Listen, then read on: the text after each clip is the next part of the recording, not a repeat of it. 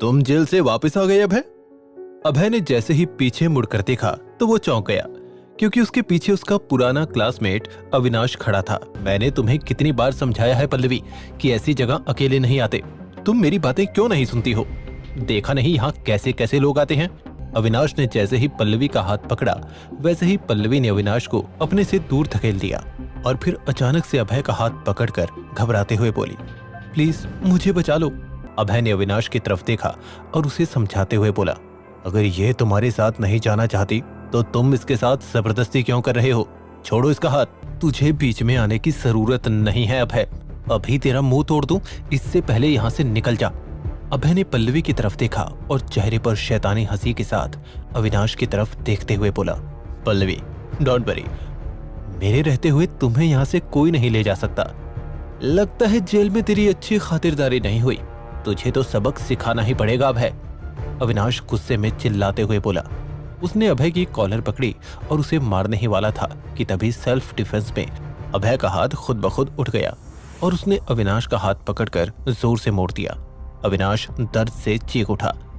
इससे पहले अभय अविनाश के साथ कुछ और करता, उधर जल्दी से क्लब का मैनेजर पार्थ आ गया। सर प्लीज क्लब के अंदर लड़ाई मत कीजिए, सबकी नजर यही है, आगे चलकर आपको प्रॉब्लम हो सकती है। अभय ने क्लब के मैनेजर की बात सुनकर अविनाश का हाथ छोड़ दिया और क्लब के बाहर जाने लगा।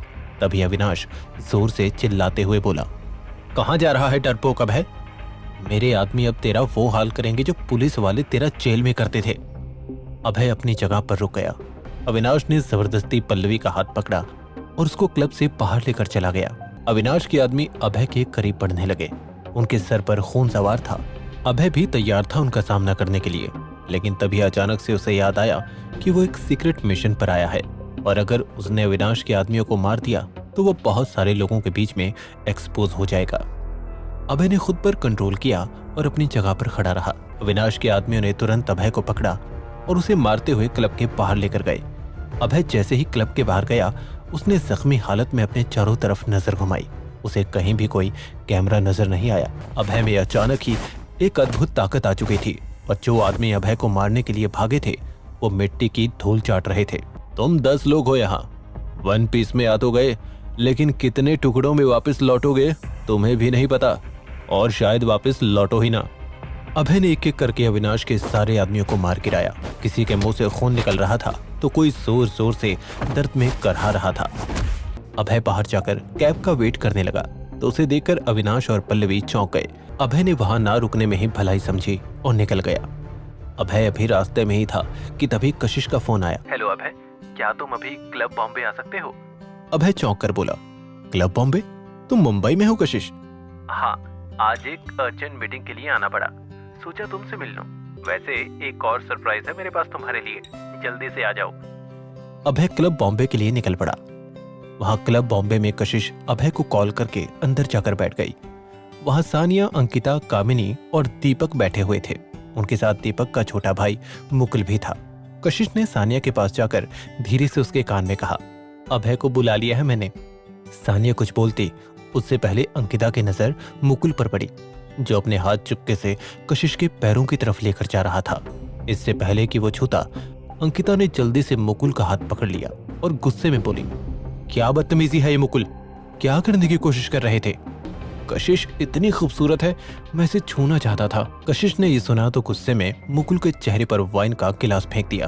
दीपक जोर से चिल्लाकर बोला, कशिश, माना मुकुल ने सही नहीं किया, लेकिन इसका ये मतलब नहीं कि तुम सब मुकुल के साथ ऐसा बर्ताव करोगे। हद से आगे मत बढ़ो। दीपक के बर्ताव के लिए कामिनी बेहद शर्मिंदा महसूस कर रही थी। दीपक स्टॉप इट, अगर इसी वक्त मुकुल ने कशिश से माफी नहीं मांगी तो मैं पूरी मीडिया के सामने तुमसे एंगेजमेंट तोड़ दूंगी, फिर अपनी बेइज्जती होने से कैसे रोकोगे? ये सुनकर सब चौंक गए। दीपक सकपका गया।